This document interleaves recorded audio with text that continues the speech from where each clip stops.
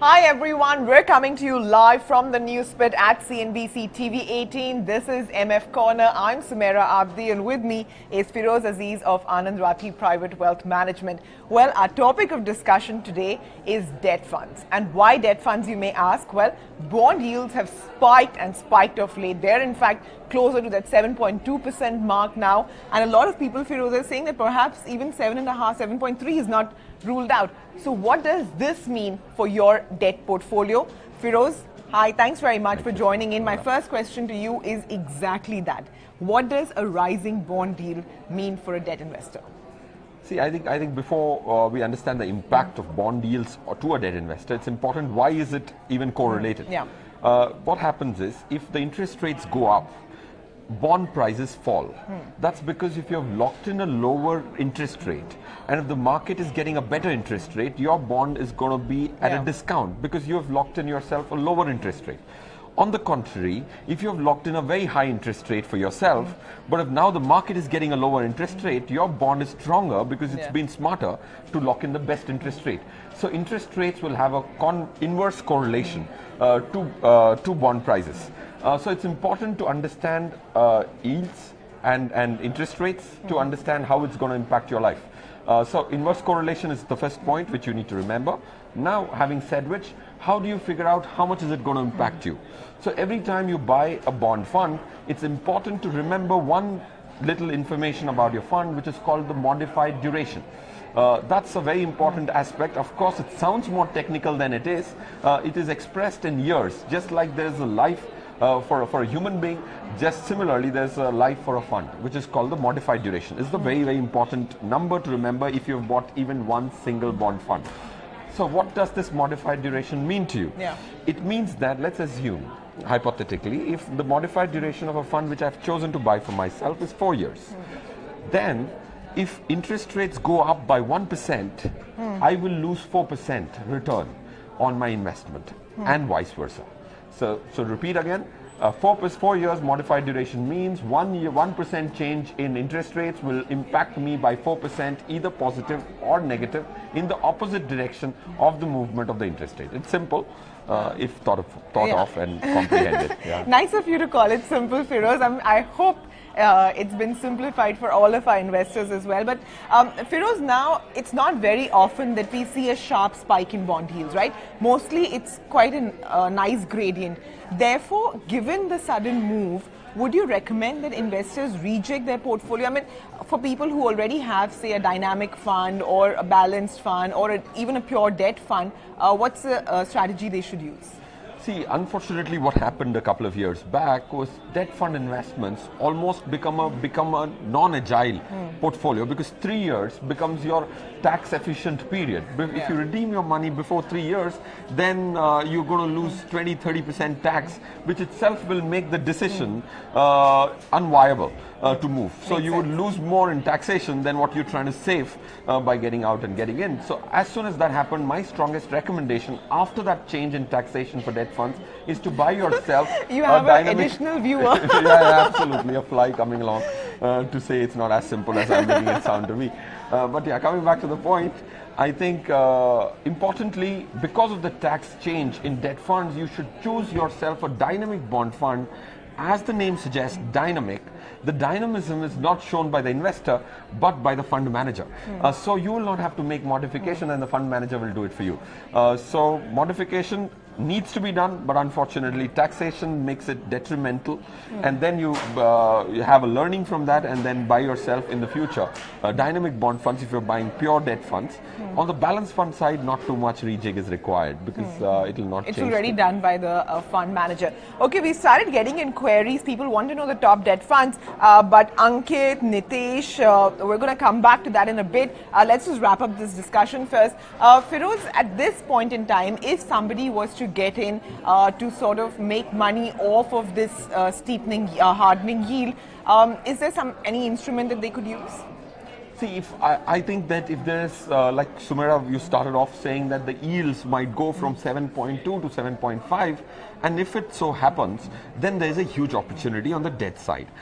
interest rates, if they move to 7.5, as an opportunist kind of an investor, would I step in and buy myself dynamic bond funds, move monies from other categories of debt funds, because there are 3 prominent or 4 prominent debt fund categories. I would move my money, especially if they're in the tax efficient bracket, and I've finished 3 years, I would certainly move my money to dynamic bond funds if what Sumera said comes true. Okay, and also, Firoz, how does an accrual fund differ from a duration fund? Correct. See, these are all technical nomenclatures used to refer to funds, but they are actually simple if you understood. Accrual funds are those funds which have only one purpose: buy the fund buys bonds in effect on your behalf and holds them and doesn't trade in them at all, and just waits for the interest to be paid by the companies whose bonds are being held in the portfolio. As simple as that. As the name suggests, accrual. I am waiting to accrue an interest from the bonds, so not too much trading happens on the underlying bonds which are there in the mutual fund. Duration fund, on the other side, tries to make money out of interest rates movements up and down. So that is duration fund. It tries to play on the duration and has a larger modified duration, like we spoke. Modified duration is larger. So duration funds have interest rate risk. Accrual funds don't have interest rate risk, and they will be agnostic to this movement of interest rate up and down. All right, so a whole lot of ideas have been given out by Firoz, but do remember, when he said an opportunistic investor, make sure that you check your tax treatment on your current debt investments, etc., before you take the plunge to shift. Finally, Firoz, how about giving us some top picks in this debt fund space? See, as things stand today, the yields have not spiked as much to have a very, very apparent benefit, which we can tell our viewers that you're sure with a larger probability. So you should stick to accrual funds at this stage as well, unless yields go up further. In that category, I can refer about 3-4 funds which are very good funds, and I would buy myself those to get about 7.5-8% tax efficient return. The first one will be Aditya Birla Sun Life medium term fund, which will give you about 7.5 to 8%, almost tax free if held for 3 years at these yields. On the second best fund, in my opinion, could be a Kotak Income Opportunities Fund, which again in that range can give us the returns. A third fund, if I have to mention, if you want a 3-fund portfolio, you can look at ICICI Regular Savings Fund. These are the 3 funds, if bought in a reasonable 1/3 proportion of your allocation, current allocation, you should be good. All right, so those are some suggestions coming in by Firoz. Firoz, we have some queries that have come in. Okay, first up, there's somebody who's a big fan of Firoz Aziz. Darshan Sasalu says, he closely follows your financial advice on TV, really likes the way you differentiate asset classes and pick them. So, good for you, Firoz. Thank you. All right, Ankit Agarwal wants to know the top bond funds. So, Ankit, we just listed them out for you. He wants to know the horizon one must take in these funds. See, the time horizon you should take in these funds should be upwards of 3 years, unless you're in the lowest tax bracket.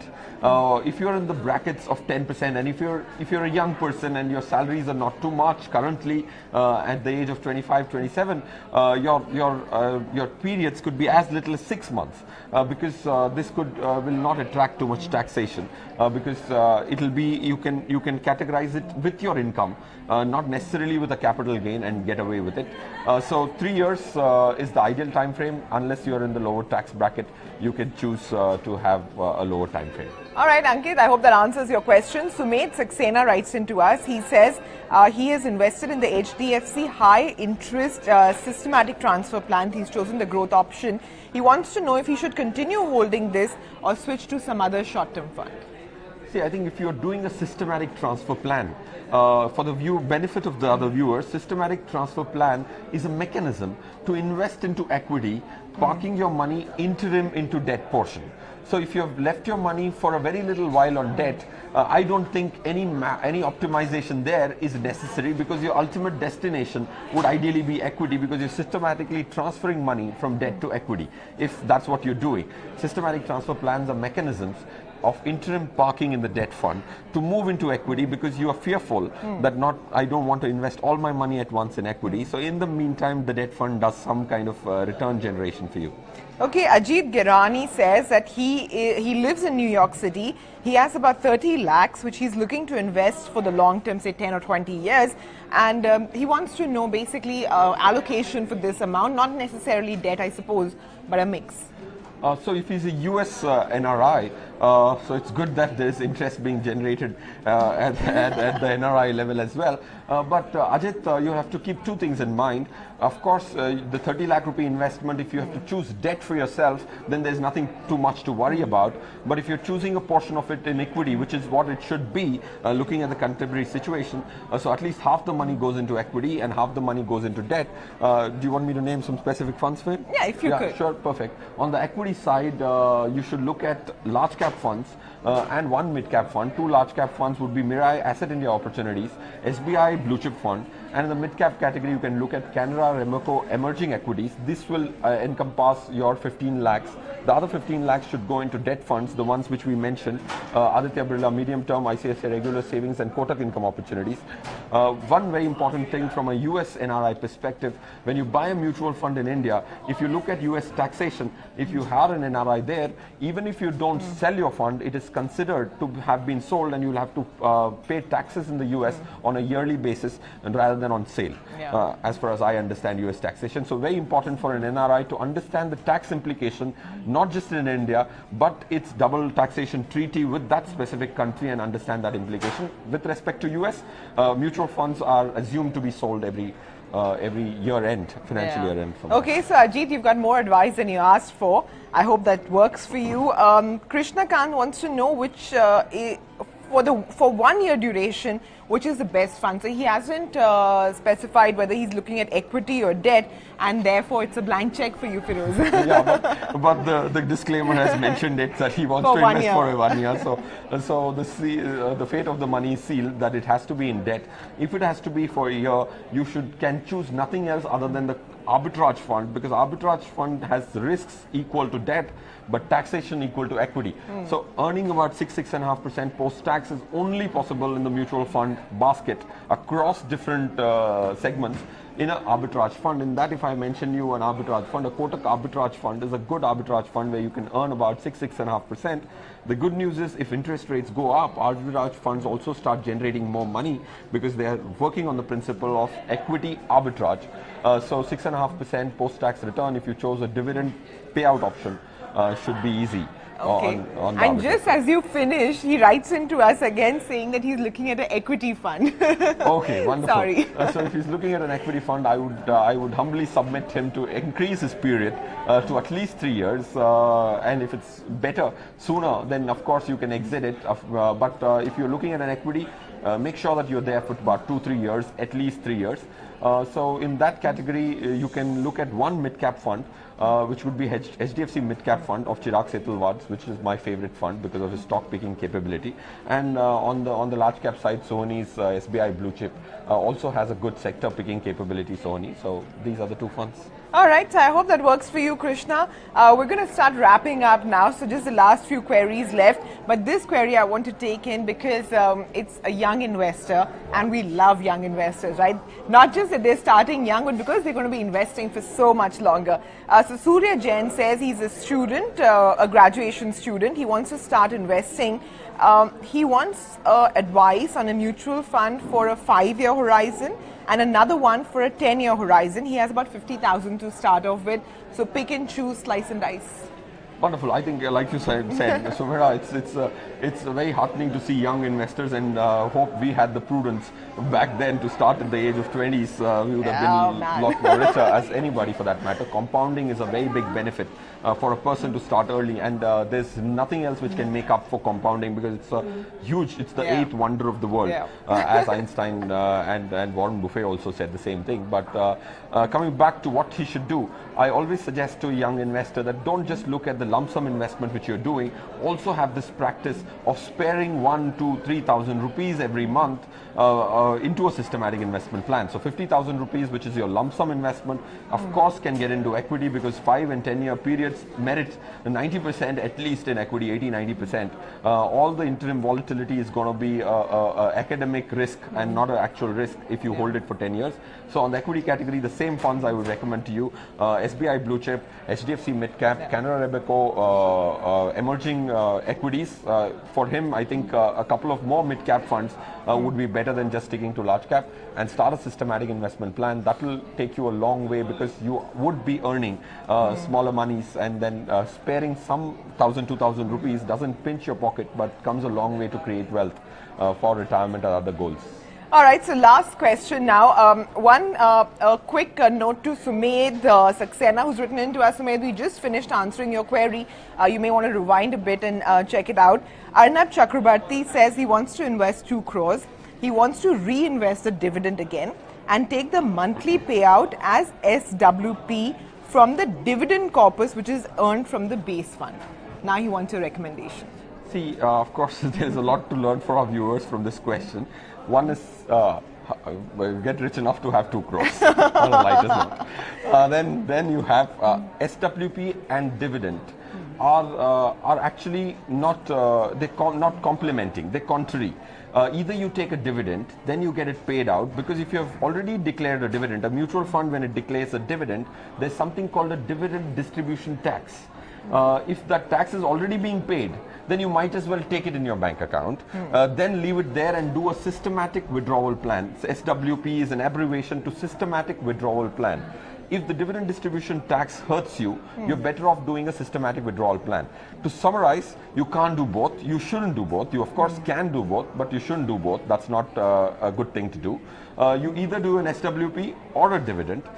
In my opinion, if you are in the higher tax bracket and the fund in question is a debt fund, you should choose SWP. Your tax liability is going to be significantly lower in an SWP. To put some numbers in perspective, about your tax liability will be 1/3 of what it would be as against dividend distribution tax. So to summarize, if it's a debt fund, choose SWP. If it's an equity fund, choose a dividend payout, because dividend distribution tax is 0. All right, on that note, we'll wrap up then, Feroz. As always, thanks very much for your time, and not just your recommendations, but also for creating investor awareness on how the relationship between the bond yields and the debt funds work, and in such a situation, what you should actually do. I hope you benefit as well from this advice. Thanks very much. We'll see you again next Thursday at 1 p.m. Manoj Nagpal will join in to answer all your queries about which are the best funds for 2018. Thanks very much for watching.